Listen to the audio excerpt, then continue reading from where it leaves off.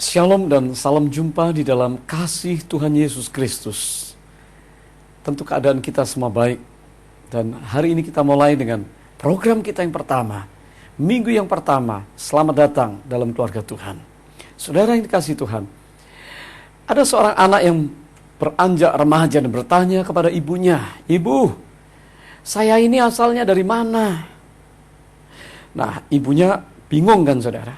Ambil nafas panjang dan mulai bertutur, putar-putar, coba menjelaskan tentang asal muasal ya binatang, burung, lebah, kelahiran manusia, perbedaan pria, wanita. Dan setelah beberapa puluh menit yang membosankan, anaknya tanya lagi, "Ibu, teman saya itu Jimmy, dia bilang dia asalnya dari Cibinong." Nah, saya bingung, "Ibu, saya dari mana dong?" Ibunya berucap, "Wah, salah penjelasan, salah jawab." Ini yang sering kali terjadi dalam hidup saudara. Kita tidak bisa memberi jawab yang tepat pertanyaan-pertanyaan dari orang-orang yang mengharapkan jawaban yang tepat. Puji Tuhan, saya menjamin bahwa selama 6 minggu ini, kita akan fokus pada satu pertanyaan yang menjadi kebutuhan setiap orang, yaitu untuk apa saya ada di bumi ini? Apa tujuan dan apa yang mengendalikan hidup saya? Mengapa Allah menciptakan saya? Dan apa yang harus saya lakukan sementara saya ada di bumi ini? Dan saudara, jawaban itu ada pada firman Tuhan. Tentu ini bukan pertanyaan baru. Karena ribuan tahun yang lalu, Raja Salomo pernah bertanya tentang hal yang sama yang seringkali dipertanyakan oleh manusia. Pengkhotbah pasal yang ke-7 ayat yang ke-24, dia bertanya, bagaimana seseorang bisa menemukan arti hidup? Coba pikirkan saudara. Betapa mengherankan kalau ada orang yang menjalani kehidupan tanpa pernah menemukan dan mengetahui makna hidupnya. Tujuan hidupnya. Mereka sibuk, lahir, kerja, berkeluarga, bersenang-senang, sakit, kesukaran, dan akhirnya meninggal. Tanpa tidak pernah tahu mengapa dia ada di bumi ini. Pada 5 session yang akan datang, kita akan bersama-sama menemukan dan belajar tentang 5 tujuan yang Allah berikan tentang makna hidup kita. Setiap minggu kita akan lihat satu tujuan dan makna dari hidup yang Tuhan kehendaki. Anda semua memiliki buku Purpose Driven Life dalam bahasa Indonesia yang telah diterjemahkan apa yang mengendalikan hidup kita. Dan ada 7 bab, 7 fatsal yang saudara perlu baca tiap hari. Dan pada pertemuan FA, saudara akan mendapat penjelasan tentang satu tujuan setiap minggu. Haleluya. Pada session pendahuluan ini ada 2 hal yang penting yang saya ingin kemukakan. Yang pertama, mari kita mengetahui konsekuensi kalau seseorang tidak mengerti arti hidup. Yang kedua, menikmati keuntungan yang luar biasa waktu saudara mengetahui tujuan dan makna hidup. Saudara, saya berharap Anda akan membawa Alkitab, study guide yang sudah dibagikan, buku kurikulum, dan serta catatan setiap minggu bagi setiap pribadi. Mari kita mulai. Yang pertama, konsekuensi kalau kita tidak tahu tujuan dan makna hidup. Mari kita buka kitab Pengkhotbah pasal yang pertama. Saudara, pengkhotbah ini terletak di antara Amsal dan Kidung Agung. Nah, selama bertahun-tahun, Salomo memang tidak mengerti tujuan hidupnya. Ini sangat menyedihkan. Salomo memberitahu kita, kalau kita gagal menemukan makna dan tujuan hidup, maka ada 3 konsekuensi yang kita alami. Yang pertama, hidup kita akan sangat membosankan. Tanpa purpose, tanpa tujuan dan makna, hidup hanya dilewati begitu saja. Banyak orang kehilangan motivasi dan energi. Pengkhotbah pasal pertama ayat 5 sampai ke 8, Salomo berkata, matahari itu terbit, saudara. Tapi matahari terbenam. Angin bertiup ke selatan, berputar ke utara, dan berputar dan berputar. Bahkan dia katakan, semua sungai mengalir ke laut, dan laut tidak pernah menjadi penuh. Segala sesuatu membawa kepada kebosanan. Intinya, tanpa makna, tanpa tahu tujuan, maka hidup akan seperti roda-roda pemintal yang berputar, mengerjakan hal yang sama terus-menerus. Hidup akan seperti sebuah treadmill, saudara mengerti treadmill? Di mana energi dikeluarkan begitu banyak, keringat dikeluarkan, tetapi kita memang tidak sedang pergi kemana-mana. Kita hanya berada pada treadmill tersebut.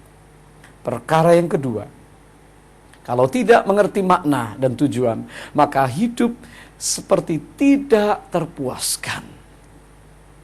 Anda seperti bergulat dan bertinju dengan angin. Pengkhotbah pasal yang pertama ayat 8 dan 9 mengatakan, mata tidak kenyang melihat, telinga tidak pernah puas mendengar. Tidak ada hal yang baru dalam hidup ini. Seakan sejarah berputar dan berputar kembali. Pernahkah saudara perhatikan betapa resah kebanyakan orang? Banyak orang yang tidak terpuaskan. Lihat apa yang ada di sekitar kita. Saudara berkata mereka selalu bergerak kepada sesuatu yang lain. Mereka mencoba sesuatu yang lain. Kalau kita mencoba memberi sebuah remote control di depan televisi saudara, penelitian memprediksi bahwa seseorang akan merubah channel, mengganti sampai 350 kali kalau selama hidupnya dia diberi channel ini, diberi remote control maksud saya. Saudara yang kekasih, manusia tidak pernah puas. Kita tidak akan pernah puas sampai kita menemukan arti, makna, tujuan hidup kita. Saudara, yang ketiga, kalau kita tidak mengetahui tujuan dan makna hidup kita, maka hidup akan tidak terkendali, tidak terkontrol, sulit diatur. Kembali kitab Pengkhotbah pasal yang pertama ayat 15 berkata, yang sudah bengkok tidak dapat diluruskan, dan yang tidak ada tidak dapat dihitung. Kira-kira apa yang dimaksud oleh Salomo dengan berbicara hal yang demikian? Dia sedang berbicara tentang situasi-situasi yang di luar kendali atau kontrol manusia. Dapatkah Anda meluruskan besi yang bengkok? Dapatkah kita meluruskan hubungan-hubungan yang retak, yang sudah bengkok? Orang-orang yang tidak ingin diperbaiki, kaku, keras. Oh, pernahkah Anda coba menyelesaikan sebuah masalah yang sangat ruwet? Seringkali kita angkat tangan dan berkata, impossible, tidak bisa, sulit, sukar. Bisakah Anda mengubah seseorang atau keadaan yang sudah memang tidak bisa diubah? Sesuatu yang tidak dapat diperbaiki. Kesimpulannya, saudara, tanpa tahu tujuan dan makna hidup, maka hidup akan berakhir tanpa arti, membosankan, tidak terpuaskan, dan tidak dapat dikendalikan. Sekarang pertanyaannya, apa yang harus Anda lakukan? Beberapa orang coba memberi arti hidup dengan kegiatan sport, hobi, keahlian, talenta, karier, atau yang lainnya. Workaholic, kerja, mati-matian. Oh, mungkin aktivitas-aktivitas tersebut menyenangkan, menghasilkan sesuatu, tetapi ada sesuatu yang hakiki, yang kosong, yang masih harus ditemukan oleh setiap manusia. Nah, saudara, ada pilihan yang kedua kan? Apa yang Allah katakan tentang tujuan dan makna hidup? Dia Allah yang menciptakan kehidupan, jadi dia tahu arti dan tujuan hidup yang diciptanya. Kalau mau tahu tentang tujuan dan makna hidup Anda, mari kita mulai. Bukan dari kita, tetapi dari Allah, dari Tuhan. Saudara, Kalau kita mengerti ini, kita tidak mencari dari kita, tetapi dari Allah, sesuatu yang luar biasa akan mengubahkan hidup saudara. Karena Anda dicipta untuk tujuan-tujuan Allah. Perjanjian Baru, Rasul Paulus dalam Efesus pasal pertama ayat 11 mengatakan, di dalam Kristus kita menemukan siapa kita dan untuk apa kita hidup dan ada. Puji Tuhan. Saudara, bagian yang kedua, manfaat sekarang mengetahui tujuan dan makna hidup saudara. Ada purpose. Kurang lebih 2000 tahun yang lalu, pengikut Tuhan Yesus yang telah mengalami jamahan Allah yang bernama Paulus berada di penjara dan berbicara tentang purpose ini. Filipi pasal yang ketiga ayat 12 bagian B sampai ayat 14, firman Allah katakan, untuk mencapai apa yang Kristus Yesus inginkan dalam hidup ini. Maka Paulus berkata, aku melupakan apa yang sudah ada di belakangku dan mengarahkan diriku atau fokus kepada apa yang ada di hadapanku untuk sampai kepada tujuan dan hadiah yang disediakan Allah di dalam Yesus Kristus Tuhan. Oh, luar biasa. Dengan tahu tujuan dan makna hidup, ada 4 keuntungan yang pasti saudara peroleh. Yang pertama, hidup akan memiliki fokus. Saudara tidak perlu bingung dan kacau. Aku mengarahkan dan menfokuskan segala kekuatan atau energi yang ada untuk satu perkara. Ini Paulus. Mengapa fokus begitu penting dalam hidup?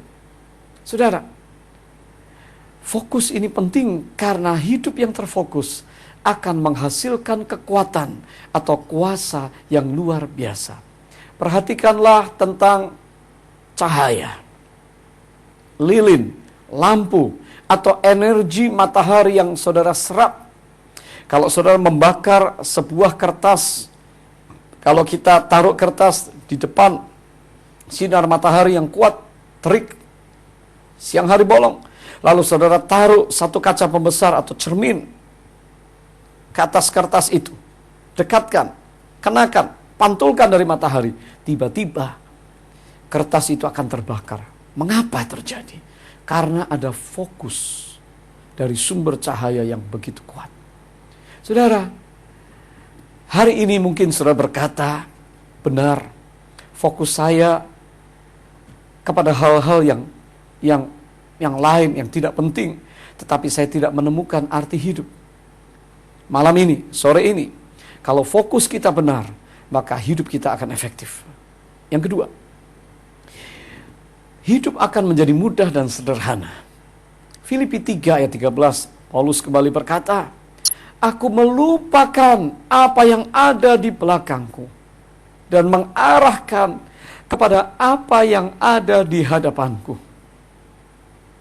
Kalau kita tidak tahu tujuan dan makna hidup, sangat mudah kita salah, keliru dalam investasi waktu.